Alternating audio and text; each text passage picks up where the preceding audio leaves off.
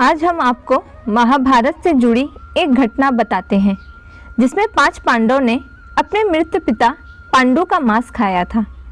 उन्होंने ऐसा क्यों किया, यह जानने के लिए पहले हमें पांडवों के जन्म के बारे में जानना पड़ेगा। पांडु के 5 पुत्र युधिष्ठिर, भीम, अर्जुन, नकुल और सहदेव थे।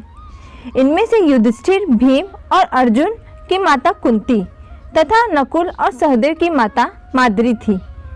पांडु इन 5 पुत्रों के पिता तो थे, पर इनका जन्म पांडु के वीर तथा संभोग से नहीं हुआ था, क्योंकि पांडु को श्राप था कि जैसे ही वो संभोग करेगा उसकी मृत्यु हो जाएगी। इसलिए पांडु के आग्रह पर यह पुत्र कुंती और माद्री ने भगवान का आवाहन करके प्राप्त किए थे। जब पांडु की मृत्यु हुई तो उसके मृत शरीर का मांस 5 भाइयों ने मिल बांट कर खाया था।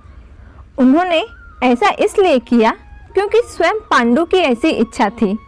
क्योंकि उसके पुत्र उसके वीर से पैदा नहीं हुए थे, इसलिए पांडु का ज्ञान कौशल उसके बच्चे में नहीं आ पाया था। इसलिए उसने अपनी मृत्यु पूर्व ऐसा वरदान मांगा था कि उसके बच्चे उसकी मृत्यु के पश्चात उसके शरीर का मांस मिल बांट कर खा ले, ताकि उसका ज्ञान बच्चों में स्थानांतरित हो जाए। पांडवों द्वारा पिता का मांस खाने के संबंध में 2 मान्यता प्रचलित है। प्रथम मान्यता के अनुसार मांस तो 5 भाइयों ने खाया था, पर सबसे ज़्यादा हिस्सा सहदेव ने खाया था। जबकि एक अन्य मान्यता के अनुसार सिर्फ सहदेव ने पिता की इच्छा का पालन करते हुए उनके मस्तिष्क के 3 हिस्से खाए।